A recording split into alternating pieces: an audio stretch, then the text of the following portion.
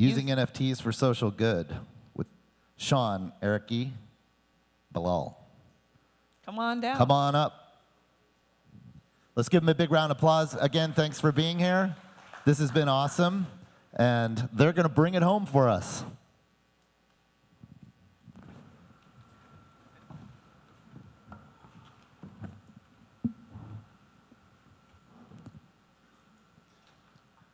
Good evening, everyone. How's everyone feeling? Yeah. It's almost over. Another party to go to very soon, so yes, we'll try to get straight to the point. I am absolutely delighted to be here. First time at NFT.NYC, and I've met already incredible people like Erki and Bilal. So my name is Sean Alimov. I'm a director of Connect Club. We are techie guys, decided to revolutionize the way people should be interacting with the communities and the content on the internet, especially guys like you. You've been using a lot of Web 2 platforms for engaging with your communities, like Twitter Spaces. You've probably been worrying about Discord and safety and security. Well, we've developed a platform which is very cool for Web3 community, gamified, etc. So check it out. Anyway, it's not about us, it's about you today. So let me introduce my co-panelist, Erki Koldits, who is the CEO, co-founder of PopPost. Postpot, sorry. Yeah. Hello, hey, good to see everybody.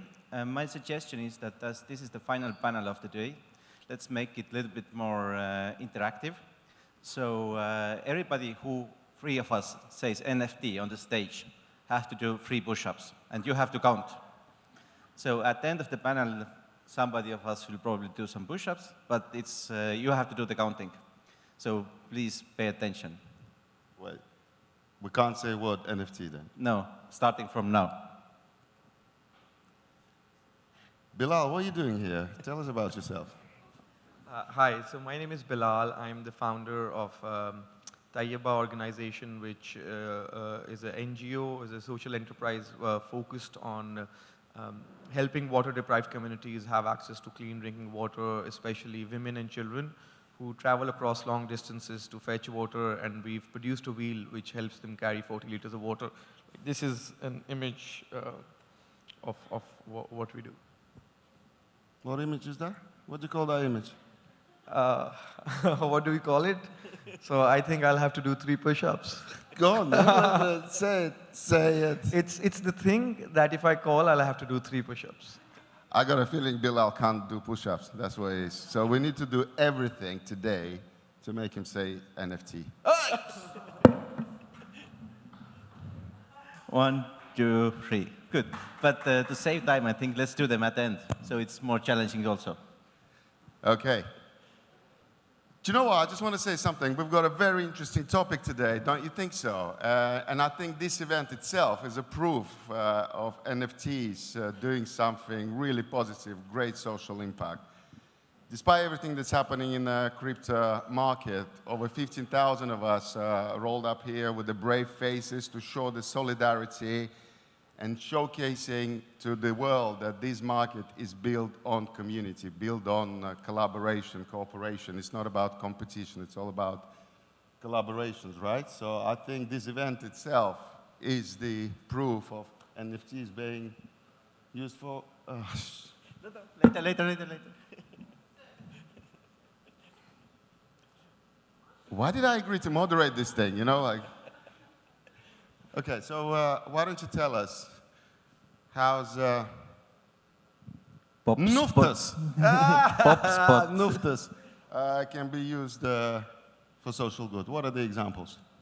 Okay, I'm the founder and CEO of PopSpot, and our main idea is that we are building communities around social equality, so giving people different kind of possibilities to what they deserve, actually. And we have started from South Africa because it's kind of nice country. There's quite many people living there.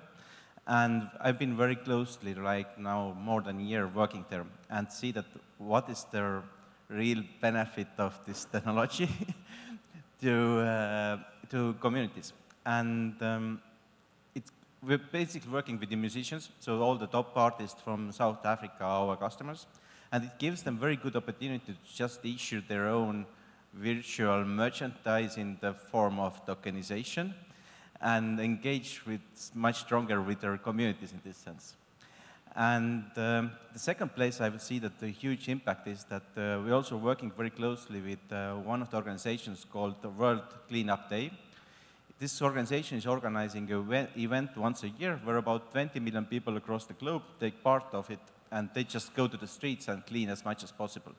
But right now, the organization is kind of like not very tightly connected with all the users. So this tokenized technology gives the opportunity to engage with their own community much stronger and keep them closer and also raise money for their cause.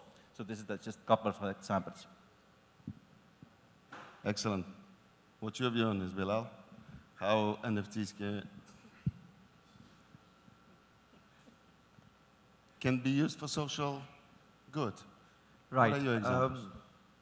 So I think essentially outside fundraising and being able to sell art, NFTs have I think a very huge value proposition when it comes to the developing world, especially where there's lack of institutions, lack of policies, lack of governance, and starting from various angles, whether it's, for instance, land. 7 out of 10 people across the world don't have access to a secure institution that provides them the ownership of land. NFTs, the land market is ripe for, kind of fractionalizing the land and giving access and financial inclusion to individuals across the world. I think NFTs could be used in when it comes to medical records. So there are so many use cases where we can deploy NFTs in terms of giving more transparency to things and also giving access to a wider population to get involved. Thank you. 12 push-ups for you, 3 for you. Right now is the score. So let's continue. We have 16 minutes to go. Okay. I'm gonna come back home really fit. My wife is gonna be like, "Wow, this is good. Keep going to these NFT shows." Yeah. Okay. Let's go for it. I'll tell you what, guys. It's actually extraordinary to see throughout these couple of days. I've met people from all around the world. On this panel alone, we've got Bilal, who currently in Pakistan. He's in between London and Dubai. Erki, you very commonly going to Europe, to South Africa, etc. I'm based in Cyprus on this tiny little island in the Eastern Med, between UK and Cyprus. Still got a family in the UK. I don't know, do we have people that are not from the US? Anybody from outside the US? Excellent. Where are you guys from? Singapore, wow. Portugal. Obrigado. Canada. Wow. Yeah, amazing, amazing. So I guess the question that I've got when I've met these two gentlemen is how they project, what your projects are doing to better the society. So in our case, it's quite easy. For example, we can take the same example of Africa. So right now, the 15 years old teenager browsing in Instagram, following his favorite artist, sharing their content, commenting, and all the value goes actually to Instagram. So she's getting nothing out of this. But we have figured out a model called socialize to earn. So this means that if this same girl is active in his social media, interacting with his favorite artist, sharing, bringing new value to their communities, then can actually make money and earn from this. And when we think about the impact that what this can have, here in maybe in US or in Europe, it doesn't really matter if I get $1 or $2 per day for being active in social media.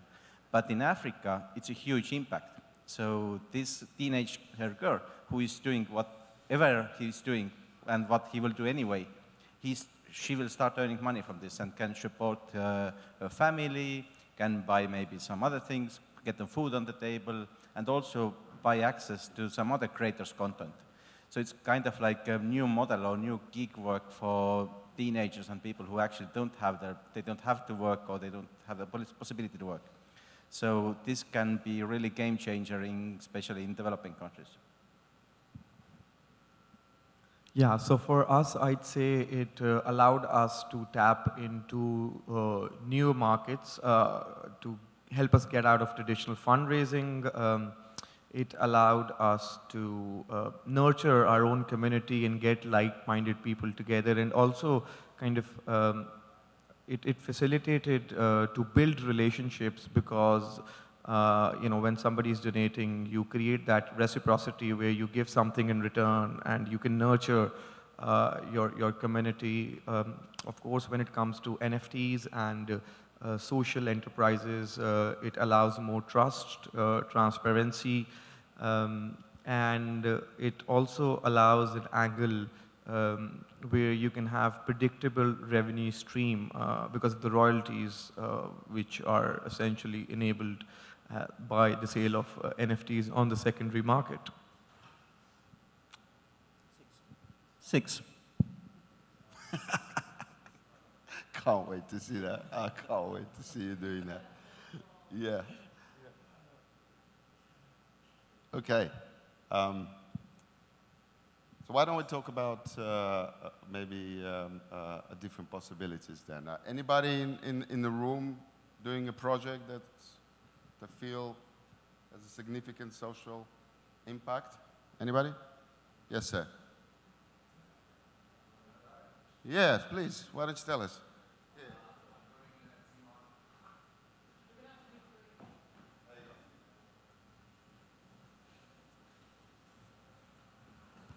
Thank you.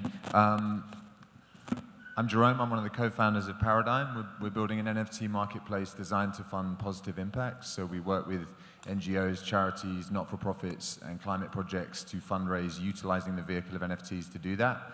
And we partner them with creators across photography, design, illustration, filmmaking in physical and digital form.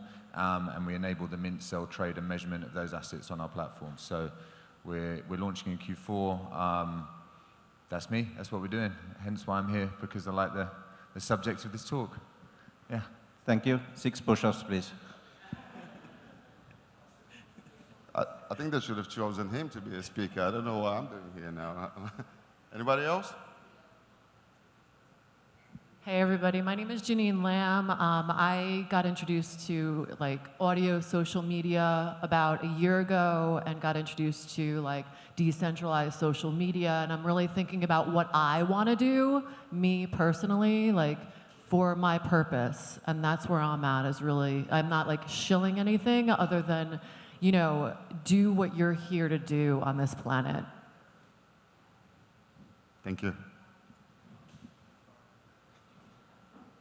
It's been quite extraordinary to see the whole community engagement here, and it's been an absolute pleasure to see people coming from all around the world to support this fantastic market. Okay, so what do you think are the challenges now for NFTs to kind of become more? Good question. I like the question very much. I just like the question. Yeah. Now, this is really challenging. This is really, yeah. To be honest, I think everybody's saying the same thing, that the technology is in very, very early stages. So, one thing is that obstacles are around the technology, so it's just kind of expensive right now, because most of these tokens we are talking about are in Ethereum. So Ethereum gas fees and all this is quite expensive when we take this in developing countries. So I think it will take slightly more time that we actually are in this place that will issuing different tokens, buying, selling them. It's very, very cheap. So I think this is one of the necessary things. And the other thing, which is even bigger, is I think is their like education and the knowledge. So again, when we take South Africa, then people's knowledge about all this technology, what they can do, and their real-time, like hands-on experience is not so great.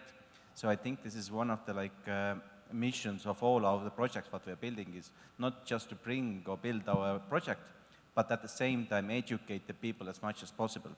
And in our case, we are lucky that as we are working with the influencers who have the follower base, like tens of millions of people follow them. And if they start teaching their crowd that, okay, this is this technology, you can bring your communities together, how this can impact it.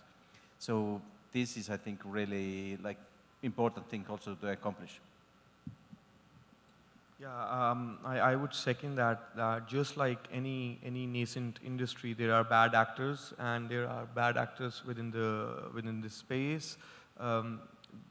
And you know what they do does produce bad press and a trust deficit. So you know I think that's just something that will be improved as we progress along. But some real focus on education, on creating an enabling environment where the masses are educated and are kind of recruited and onboarded into Web3, making the costs more competitive, and there's an argument when it comes to the environment, so addressing that as well.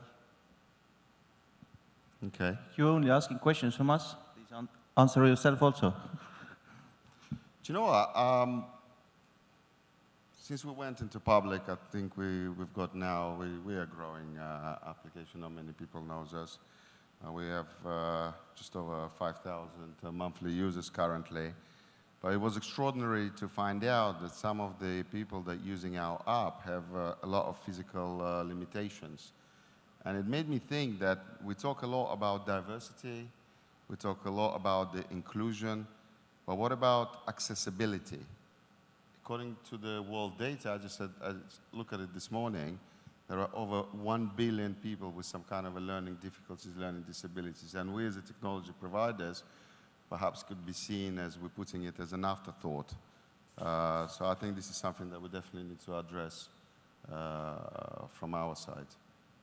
I think that's also a social good, you know, and technologies like AI could potentially help, you know, people who are blind, who've got some kind of learning disabilities to still, you know, get engaged into this industry.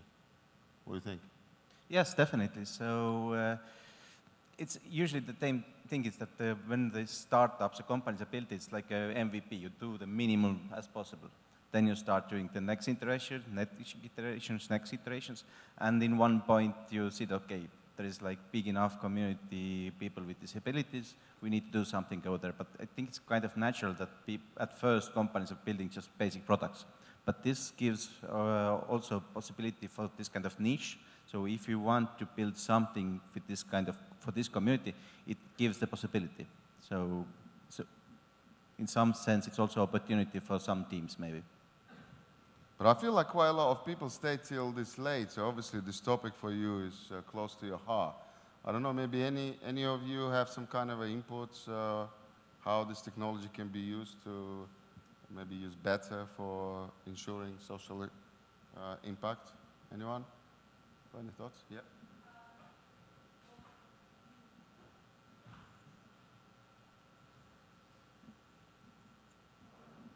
There you go. Hi, my name is Yasmin. I was at ETH Denver in February, and I met a man who is a developer who had launched an NFT project called Crypto Panthers, and he essentially formed a DAO to, it was like a Black Panther DAO, and it was to collect funds to bail people from jail. So there's like, and it could be in like completely anonymous ways. That was my first like idea that I heard that like, honestly, it brought me to tears when he told me. And my family comes from Palestine, so for me, like seeing these things opening doors, it feels good. Thank you. Thank you very much. Yeah, there you go. Introduce yourself, please. So we own a forest in the Volta region of Ghana, but because it's a mature forest, we're excluded from selling carbon offsets, or at least traditional carbon offsets. And the forest is actually really owned by low-income subsistence farmers. And because they cannot monetize the forest in that way, they actually legally cut down the trees and start bushfires to convert the forest land into farmland. That way they can actually feed their families. And so for us, what we have done to try to help them is we've built an app that subdivides the forest into 1 hectare blocks, and then we link an NFT to each hectare block, and then we access information from a third-party oracle that calculates the carbon sequestration rate. And so you buy an NFT, and you get the virtual rights to that 1 hectare block, and you can actually use our app to zoom in on our forest and see the tree cover. And so there's an experiential component that we've added to it as well. And plus, we actually reinvest 65% of the profits back into the community so that the community can benefit. Okay, thank you. And by the way, it's Mark Lawrence, and his project called Carbon Collectible. He's got to do push-ups, right? Yeah. You don't know that rule, do you? We've got a rule in this room. If you use those, what's that? No, this one. Okay. Yeah, no, this is fantastic. I think this is definitely shows how the technology could be used for the resolving environmental issues. Thank you. Pleased to meet you, Mark. Anybody else want to? Hi, everyone. My name is Annie. I work in international development. So there was, okay, cool. I've been told that a lot of times. So we've been discussing a lot about the non-transferable NFTs, right? And then I was thinking maybe a future use case where it can be used for people who don't have a legal identity. So according to data, over 1 billion, close to 1 billion people right now don't have a legal identity, and most of them come from the low-income countries. And close to 50% of those people in 1 billion are women, and 30% are men. So something in the future that can be explored, I think, could be a good use case for NFTs. Very good point. Thank you. Thank you very much. Okay. Anybody else want to talk about your project? End of the day, did you have a chance to? No? Shall we wrap it up then? Yeah? Yeah, what's that? Oh, yeah. Okay, this is I think, for your entertainment. Bilal going to be doing some push-ups for us. So how many push-ups for Bilal? By the way, we found out today that Bilal is the only Pakistani on this event as a speaker. Is that correct? Fantastic. Please, the floor is yours. So how many for Bilal? 18. 18. Oh, good. This ought to be good. He promised to do on the fingers. No, it's not proper ones. Let it do it. Do whichever way you want to. 1, 2, 3, 4, 5, 6, 7, 8, 8, 10, 11, 12, 13, 14, 15, 16, 17, 17.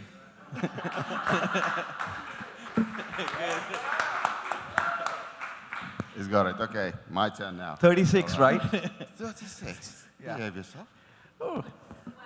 12? 12? 12. Proper ones. 1, 2, 3, 4, 5, 6, 7, 8, 12, 13, 14, 14, 14, 14. Good.